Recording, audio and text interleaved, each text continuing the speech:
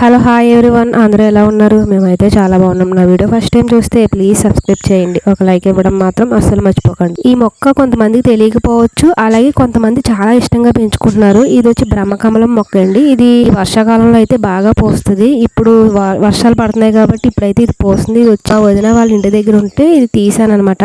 చాలా బాగా పూసినాయి అనమాట. ఈ సంవత్సరం అయితే బాగా ఎక్కువ పూసాయి ఉంటాయి పువ్వులు కూడా. ఇది వచ్చి డే టైమ్ లో వీడియో తీయడం వల్ల ఇలా మొగ్గల్లా ఉన్నాయి. అయినా ఇది డే టైమ్ లో అసలు పుయ్యదండి. నైట్ 10:30 10 ఆ టైంకి పోస్తుంది అనమాట. ఆ టైంలోనే మనం కావాలనుకుంటే కోసేసుకుని ఫ్రిడ్జ్ లో పెట్టుకోవాలి. ఏదో ఒక బాక్స్ లో పెట్టుకుని ఫ్రిడ్జ్ లో పెట్టుకోవాలి. లేకపోతే మార్నింగ్ మనం లేచేసరికి అవి రాలిపోతాయి. మనం దేవుడి దగ్గర పెట్టాలనుకున్నా, లేకపోతే గుడి దగ్గరికి తీసుకువెళ్ళాలనుకున్నా గానీ ఇవి నైటే పూసేసాక కోసేసుకుని ఇంకా అప్పుడు బాక్స్ లో పెట్టుకుని ఫ్రిడ్జ్ లో పెట్టేసుకోవాలి. ఇవన్నీ కూడా నిన్నే పూసినవి. ఇవి డే టైమ్ లో తీసాం కాబట్టి ఇది ఇలా మొగ్గల్లా ఉన్నాయన్నమాట. ఇంకా నైట్ టైం కూడా నేను తీయమని చెప్పాను వీడియో. ఖచ్చితంగా ఇవి నేను వీడియో అప్లోడ్ చేస్తాను, కొంచెం నాకు తీసి పెట్టండి అని చెప్పి అప్పుడు ఆ కుండీని తీసుకొచ్చి లోపల పెట్టారనమాట. అంటే మామూలుగా అయితే గోడ మీద బయట ఉంటది, ఇంకా అది తీసుకొచ్చి లోపల పెట్టారు. అంటే నైట్ టైం పూలు కూడా బాగా పోస్తుంది కదా, బయట వీడియో తీయాలన్నా ఆ వెలుగు లేక అంత రాదు కదా అని చెప్పి దాని పాపం తీసుకొచ్చి ఇలా లోపల పెట్టారు. తీసుకొచ్చి ఇవి వచ్చి నిన్న నైట్ 10:30 ఆ టైంకి అండి అప్పుడే పోస్తున్నాయి అనమాట. ఇప్పుడే కొంచెం కొంచెం పోస్తున్నాయి. ఇవి వచ్చి 2 years బ్యాక్ వేశారు ఈ చెట్టు. ఇది ఒక ఆకు తీసుకొచ్చి వేశారండి. 2 సంవత్సరాలు కూడా అలానే వచ్చిందనమాట. లాస్ట్ ఇయర్ అయితే ఒక 5-6 పూలు పూసిందంట, కానీ ఈసారి అయితే చాలా బాగా పూసింది. ఇది సెకండ్ టైం అనమాట. అదే ఈ ఇయర్ లోనే సెకండ్ టైం పూసింది. ఫస్ట్ మొన్న వర్షాల్లో పూసింది ఒకసారి, ఇప్పుడైతే మళ్ళీ సెకండ్ టైం పూసింది. నేను కూడా ఈ మొక్క వేసానండి, కానీ నేను ఒక ఆకు మాత్రమే వేసాను. కానీ ఆకు వేసాక కింద రూట్స్ స్టార్ట్ అవడానికి ఒక 6 నెలల వరకు అయితే పడుతుంది. నాకు చాలా టైం పట్టింది. పక్క నుంచి అది ఒక ఆకుకి ఇంకో పక్క నుంచి ఒక ఆకు వస్తుంది అనమాట. రావడానికి అయితే చాలా టైం పట్టింది. అలాగే ఇక్కడ పూర్తిగా అయితే బ్రహ్మకమలం పూసేసిందండి. ఈ బ్రహ్మకమలం ఎంతమందికి తెలుసో కామెంట్ చేయండి. ఈ బ్రహ్మకమలం నెక్స్ట్ ఇయర్ అయినా సరే మా ఇంట్లో ఎలా అయినా పూయించాలండి. ఈసారి బాగా పెంచాలన్నమాట. ఇంక ఇక్కడ నెక్స్ట్ వచ్చి ఇవి మా ఇంట్లో పాలకూర అనమాట. ఇవి వేసి ఒక 15 days అయ్యి ఉంటది. ఇంకా ఇక్కడైతే చిన్న చిన్నగా రెడీ అయిపోయింది అనమాట. ఇంకా వీటిని ఈ స్టేజ్ లోనే తీసేసి వేరే కుండీల్లో వేసేసుకుంటాను. దీంట్లో ఇలా ఉంచానండి, ఎందుకంటే నాకు ఎందుకు ఇలా పెరిగినట్టు అనిపించదు. ఇంకా వేరే కుండీల్లో అయితే దీన్ని తీసేసి వేసేయాలన్నమాట. ఇంకా అందులో అయితే బాగా పెరుగుద్ది. ఒక 2 days మొక్కలు వేసేసుకుంటాను అనమాట. వర్షాలకైతే పాలకూర కుళ్ళిపోతుందేమో అనుకున్నాను, కానీ బాగానే వచ్చిందండి. నెక్స్ట్ ఇచ్చి ఇది మల్బరీ. ఇది ఇప్పుడే ఫ్రూటింగ్ అయితే స్టార్ట్ అయ్యిందండి. బాగా కంప్లీట్ గా పెరిగాక చూపిస్తాను. అలాగే ఇక్కడ వచ్చి అదే విత్తనాలు కూడా వేసానండి, బేర విత్తనాలు. అవి ఇప్పుడిప్పుడే వచ్చాయన్నమాట. పాతవన్నీ కొంచెం తీయించేసి మళ్ళీ ఫ్రెష్ గా వేసామన్నమాట. అలాగా చివరంతా వంగ మొక్కలు వేసాము. మధ్యలో వేయడానికి ప్లేస్ ఉంచాము బెండ మొక్కలు లాంటివి. ఇంకా ఏం వేయలేదండి. అప్పటికి ఇంకా నా దగ్గర ఆ విత్తనాలు లేక ఇంకా ఆపేసాను అనమాట. అవి అయితే వేసేస్తే అవి బాగానే వచ్చేసాయి. నెక్స్ట్ వచ్చి ఇక్కడ మొత్తం మా ఇంట్లో అయితే డీప్ క్లీనింగ్ అయితే స్టార్ట్ చేసామండి. మొత్తం ఇల్లంతా క్లీన్ చేయడం. అంటే ఇంకా వరలక్ష్మి పూజలు కదండి, ఈ టైంలో అయితే క్లీనింగ్ అయితే 2 days నుంచి అయితే ఇలా ఈ పనులు అయితే సరిపోతున్నాయండి. ఇంట్లో క్లీనింగ్ 2 మనుషులు వచ్చి చేస్తున్నారనమాట.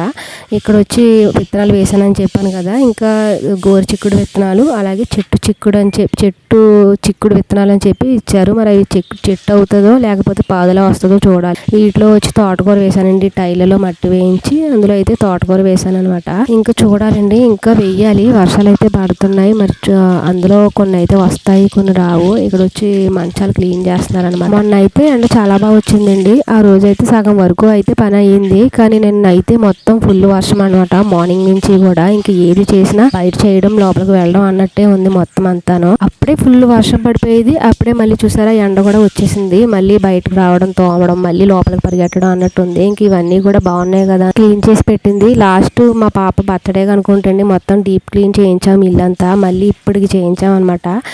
ఎక్కువ రోజులు ఏం అవ్వలేదు, కానీ ఎంత వచ్చిందో చూడండి. మొత్తం దీంట్లో ఉన్నదంతా కూడా వేస్టే అనమాట. ఇప్పుడు మనం ఇల్లు క్లీన్ చేసుకున్నా కానీ అదేంటో లోపల బాగానే ఉంటాయని చెప్పి ఉంచుకుంటాం, కానీ ఆ టైంకి వచ్చేసరికి సర్దుకునే ఆ టైంకి వచ్చేసరికి మళ్ళీ మొత్తం కూడా తీసి పడేయవలసి వస్తుంది. చూడాలి మరి ఇవాళకైనా కంప్లీట్ అవుద్దో క్లీనింగ్, లేకపోతే మళ్ళీ నెక్స్ట్ డేకో చూడాలి. అలాగే ఇక్కడ వచ్చి 2 మనుషులు వచ్చారని చెప్పాను కదండి, వాళ్ళకైతే భోజనం కూడా పెట్టాలి. మార్నింగ్ 9కి వస్తారు, మళ్ళీ ఈవినింగ్ కల్లా 5:30 ఆ టైంకి వెళ్ళిపోతారండి. భోజనం కూడా మేమే పెట్టాలన్నమాట.